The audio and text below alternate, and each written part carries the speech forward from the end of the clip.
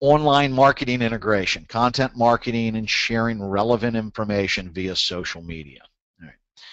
So I'm going to do a couple things here. I'm going to go through what is online integration and look at how you connect the dots or bridge the gap. And I encourage you to look at how people engage with your website and look at the things that are going on here. This is not going anywhere. This is how we buy things and judge companies we're going to do business with online. And if you're not doing it today, I promise you, you will be doing it in the future. You will be creating blogs and articles and posting video and white papers and photos and other things, because that's what we want as consumers when we're buying anything. We want to be educated. We're going to talk about email marketing and how we use it to drive audience to people's websites. We're going to talk about social media and how it's populated. You know, we populate those social media platforms with information that drives people back to the site. And then, often overlooked, but probably the most important thing of it all, are the analytics. Who's looking at your stuff? When I send an email out, I know who looks at what on my website. I know their names, I know how many times they look at it, and it's part of the beauty of email marketing. When I put a link in social media and people look at it and click on it, I know what they liked and didn't like. I don't know who they are through social media all the time, but I do know what they looked at. So I can track and build a sales plan to follow up.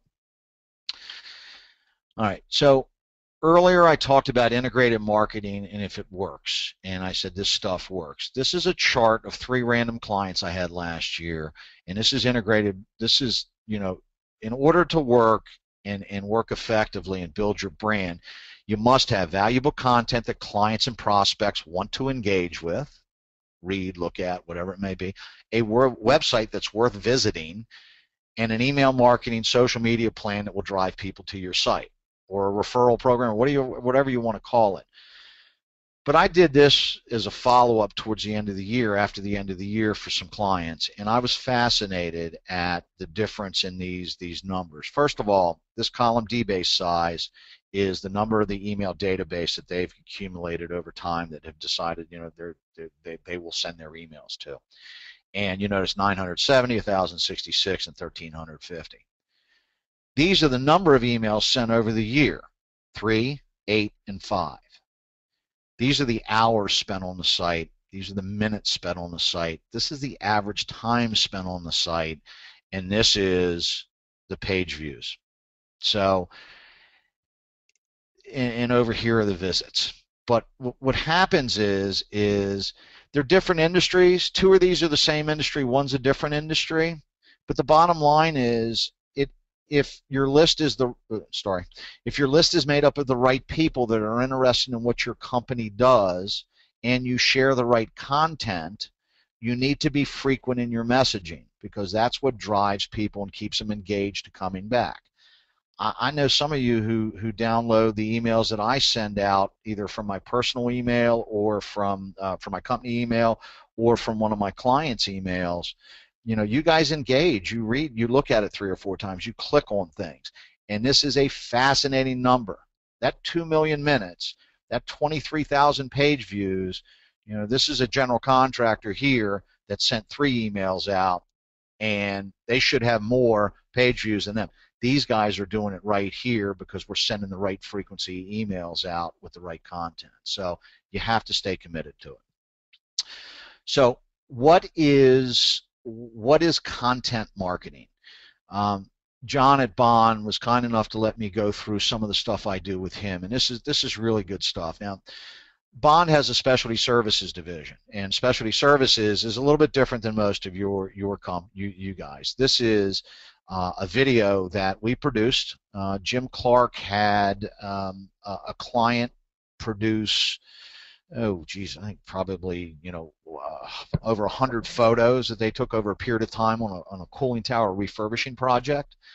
And I started to talk about, you know, why was that important? Because they can refurbish. They said, well, it could cost $250,000 to buy a new, you know, setup cooling tower system for this type of building, you know, with 200-ton cooling towers, but you can refurbish it for $80,000. So we said, okay, well, let's tell the story. Let's storyboard it, as was asked earlier. So what we did was we built a story wrapped around a video. and made it simple, and we captured it and sent it out an email. So to show you the interactivity of that, let me see if I can get in here. We created a newsletter. Let me just go to it. Where is it? Hold on. So we can find it. Too many windows open. Yes, that's my wife. We'll get out of there. My family. Sorry, my bad. All right. Here it is. Okay. So this is right here, the newsletter we send out. Now, some of you have seen it. I know Cindy saw it. I don't know if Shauna and Dr. Miller, I think Dr. Miller's teaching today, but I think a few of you saw this. This email went out to Bond Water Technologies email database. This is the standard format we send for pretty much everything we send out. They have their list, the people that like to see their information, they click on it, they open it. But this went out and said the new ASHRAE 188 standard, are you ready for it? So we teased that, which is important. And then we said cooling tower refurbish or replace, what's right for you? And when people got this, they had the option to click on this or any of the other links. But what happens is it goes to that landing page. And I don't know if you can hear the video or not, but it's playing and it auto plays. And we storyboarded a cooling tower video based on the needs of replacing or refurbishing. This was, and I'm not going to spend too much time looking at that individual video, but this was tremendously successful. I mean, it was, you know, what's successful? People opened the video, people forwarded the video, people opened the email, people forwarded the email, people clicked on links in the email, and people engaged with the content. So that's one example of content. Another is with Potomac Construction Services, who we've just had a lot of fun doing some really interesting things with. They've grown dramatically over the last year, and these guys they do some great work, but they weren't really positioning their brand properly in the marketplace. They weren't out in front of their customers. They weren't kind of patting themselves on the back nicely saying, hey, here's who we are. And Potomac Construction Services, although it's a little bit different than your industry, had all these jobs that we wanted to promote. So to give you an idea how those work, you know, here's their website, here's their portfolio, and, you know, here's some of the work they've done. So if you want to see their work, very simply, you go in, we send emails out, we say, hey, look, we just finished this project. And they get huge interaction with people going in, taking a look at the photos, taking a look at the work they've done, seeing who the architects are. And it's, you know, I mean, I say to everybody, if you can't say to somebody, have you seen our website, then you need to take a look at doing something about your website. It needs to be something you're proud of and something that your customers will say, hey, that's nice. I appreciate you featuring me in that thing.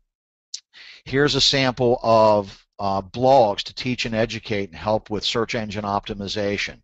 You know, this is written on the, you know, this is the article part of the cooling tower refurbishing, and this is posted in the blog section of their site of Bond. This is the Legionnaire's disease posting. So that's more content that goes out, and again goes out via email. This is the newsletter we talked about. You know, we taped Dr. Miller doing an ASHRAE 188 webinar and allowed people to go in and click on to watch part of the non-ASHRAE 188 info because we didn't want to release that yet, but that's the newsletter we talked about. And then all that data and information is shared with social media and email. So the dots are connected. So you build out your social media presence, and that information is put on the site. Up here, as you can see, this is shared on a Facebook page. I think this is on my Facebook page. So it's all connected. The email goes out, people click on it, it's posted to LinkedIn, it's posted to your other sites so people can have access to it and see your information. And this is part of the LinkedIn posting. If you look at updates here, you see this is a CMO guide. This is something I published on, you know, inbound marketing. And this is one of my older postings, but you get an idea that the old LinkedIn profile had your postings right there where you'd see it front and center. Everything's posted here. This is my Facebook page. You can see here, this is an update on my Facebook page on updating video marketing. So anybody that's engaged with me on my Facebook page can, click on that and see who I am. This is updates going into Twitter. We laughed about this. Is for those of you who went to Palm Springs and happened to see it, there was an AWT message board where people could share information, and I signed up for it, and I connected my Twitter account to it, and I had no idea, but everything I had posted for Bond in email newsletters and on my social media profiles showed up on the AWT messaging boards. And it was actually, John saw it with Bond. He said, how great is that, that all this stuff's connected and people are seeing what you're doing and what we're doing. So it does share socially. It does help to share socially. Integrated campaign drive online users, we talked about that. Okay, that's a mouthful and it's a lot. And I don't want anybody to be overwhelmed because it's some of you guys are in the very advanced stages of what you're trying to do. So let's talk a little bit. Cindy's got some questions about writing Bond's blogs.